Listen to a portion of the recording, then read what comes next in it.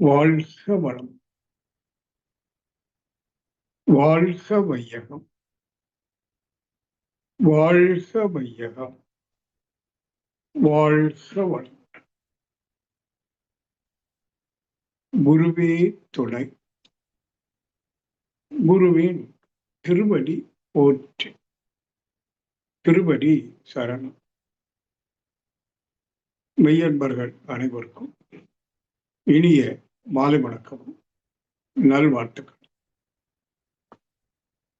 நண்பர்களே, நேற்று முன்தினம் நமது மதிப்பிற்கும் போற்றுதலுக்கும் உரிய முனைவர் அழகர் ராமானுஜம் ஐயா அவர்கள் தன்னுடைய பூத உடலை நீத்து இறைவனோடு ஐக்கியமாகிக் கொண்டார்கள். அது உங்கள் அனைவருக்கும் தெரியும்.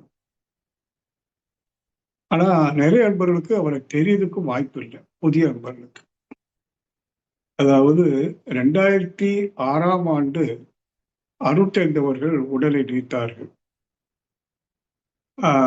அதுக்கு பிறகு வந்த அன்பர்களுக்கு அவரை தெரிய வாய்ப்பில்லை. அதாவது சென்ற 20 வருடத்துக்குள்ளாக மனவளக்கலையில இணைந்தவர்களுக்கு அவரை தெரியறதுக்கு அதிகமா வாய்ப்பில்லை.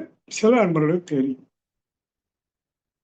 அவங்க ஒரு பிசிக்ஸ்ல, பௌதிக விஞ்ஞானத்துல ஒரு விஞ்ஞானி. அவங்க எம்எஸ்சி பிஹெச்டி பிசிக்ஸ். பொள்ளாச்சியில அவங்க பொள்ளாச்சி மகாலிங்க ஐயா சொல்லுவாங்க இல்லையா, அவருடைய கல்லூரியில முதல்வராக பணியாற்றியவர்கள். 1990-92 இருந்து 2005 வரைக்கும் மகிழ்ச்சியோட இணைந்து இருந்தவர்கள். அவர் பௌதிக விஞ்ஞானி என்பதனால மகிழ்ச்சியோட விஞ்ஞானத்தை பற்றி கலந்து பேசுற போது மகிழ்ச்சிக்கு எல்லா வகையிலும் அவங்க உறுதுணையாக இருந்தவர்கள். ஒரு ஆழமான சிந்தனை செய்யக்கூடிய வல்லமை அவருக்கு உண்டு.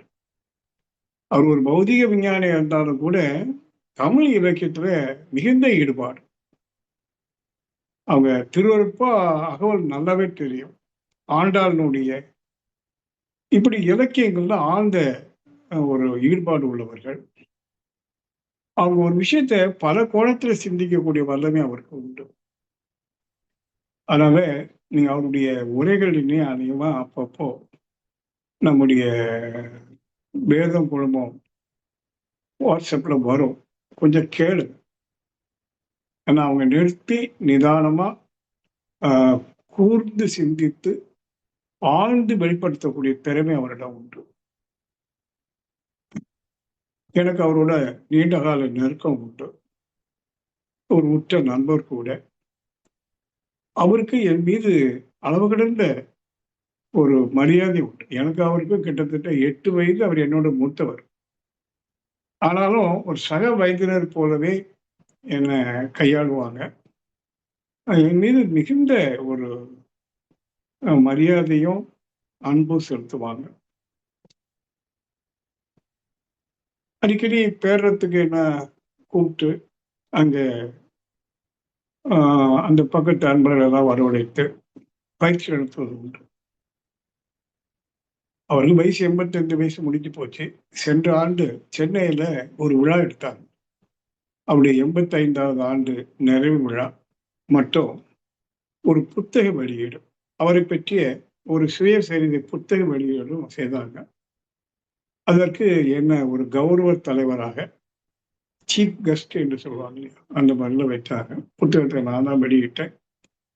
அன்னைக்கு அந்த மண்டபத்துல 500 அன்பர்களுக்கு மேலான நண்பர்கள் கூடியிருந்தாங்க. நல்ல விருந்து கொடுத்தாங்க.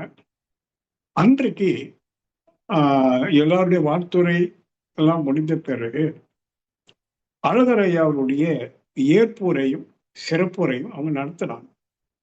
நடத்தும் போதே எனக்கு ஒரு ஐயம் உண்டு. ஏன்னா அன்னைக்கு அவர் உரைன்னு சொல்லும்போது ஆன்மீக உரை நிகழ்த்தல, அல்லது விஞ்ஞான உரையோ இலக்கிய உரையோ நிகழ்த்தல.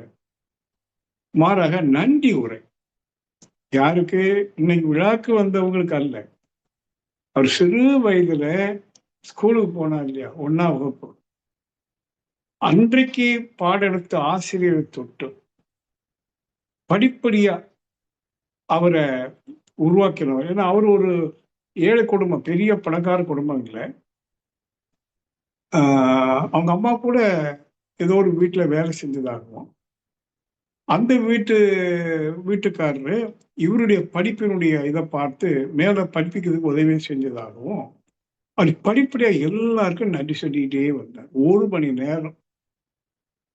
அப்ப நினைச்சேன், ஏன் இந்த ஏஜ்ல இத்தனை பேரை நினைவு கூர்ந்து ஒருத்தர் கூட விடல. பல துறை சார்ந்த அன்பர்களுக்கு நன்றி. கடைசியில மகிழ்ச்சி கொஞ்சம் சிறப்பான நன்றி எல்லாம் சொல்லி முடிச்சார். ஆனா இப்பதான் தெரியுது, அவருடைய உள் மனசுல இன்னும் ஒரு 8 மாசம் 10 மாசத்துல நான் போயிடுவேன். அதனால இவங்களுக்கெல்லாம் நன்றி சொல்லணும். பாருங்க, உடலை விடுவதற்கு முன்பு நாம நன்றி சொல்லணுங்கிற ஒரு உயர்ந்த கருத்தை அன்றைக்கு அவங்க வெளியிட்டாங்க. நானும் அதை மனசுல பதிய வைத்துக் கொண்டேன். அப்படி ஒரு சிறந்த சிந்தனையாளர். அவருக்கு என்று தமிழ்நாட்டுல ஒரு அதிகமான அன்பர்கள் உண்டு. அவங்க ஆலியார்ல பணியாற்றும் போது மகிழ்ச்சியே அவருடைய ஒரு ஃபேன் என்று சொல்லலாம். இப்ப சினிமாவில் சொல்றாங்க ஃபேன் அப்படின்னு. ஏன்னா இவர் உரையாற்றும் போது அந்த முழுமையை அவர் வெளிப்படுத்தக்கூடிய திறமையை மகிழ்ச்சியை ரொம்ப அப்ரிஷியேட் பண்ணுவாங்க. இன்னும் சொல்ல போனா மகிழ்ச்சி வேற ஒரு திட்டம் இருந்தது, அழகரையா வைத்து. அது சில பல காரணங்களினால நடக்கல. அது அப்படி போயிடுச்சு. அது வேண்டாம் இப்போ. சரி, அப்படி ஒரு உயர்ந்த மனிதரை, ஒரு தத்துவ விஞ்ஞானி, விஞ்ஞானத்தையும் ஆன்மீகத்தையும் இணைத்து சிந்திப்பதிலும் அது உரையாக நிகழ்த்துவதிலும் ஒரு சகலகலா வல்லவன் என்றே அவர் சொல்லலாம். அவருடைய பிரிவு நம்முடைய ஆன்மீக உலகத்திற்கு ஒரு இழப்பு தான் ஒண்ணு. ஆனா ஒரு பக்கம் பார்க்கும்போது சிரமப்படாம போனதும் சரிதான். ஏன்னா சென்ற ஒரு கிட்டத்தட்ட ஒரு 8, 9 மாசமா அவருடைய லங்ஸ் வந்து இதாயிடுச்சு. ஸோ ஆக்சிஜன் ரொம்ப குறைந்து வெளியில டியூப் மூலமா தான் ஆக்சிஜன் எடுத்துக்கிட்டு இருந்தாரு. உடம்பு ரொம்ப குறைஞ்சு போச்சு. ஒரு 3 மாதத்துக்கு முன்னாடி கோயம்புத்தூர்ல இருக்கும்போது நான், நம்முடைய ஞானாசிரியர் செல்வின் அவர்கள், ஞானாசிரியர் நாகராஜ் அவர்களெல்லாம் சென்று அவரை பார்த்தோம். அன்னைக்கும் ஆனா அவர் முகத்துல பொலிவு மாறல. ரொம்ப நன்றியோடு கையை பிடிச்சாரு, மதிப்பு கொடுத்தாங்க. நைட்டு டின்னர் பண்ணிட்டு தான் போகணும்னு டின்னரும் வாங்கி கொடுத்தாங்க. ஆனா ஆனா அந்த சிரமம், ஒரு ஆன்மா வந்து எப்பவுமே சிரமப்படும். அதான் ரொம்ப முக்கியம். இப்போ ஆன்மா நம்ம உடல்ல இருக்கு.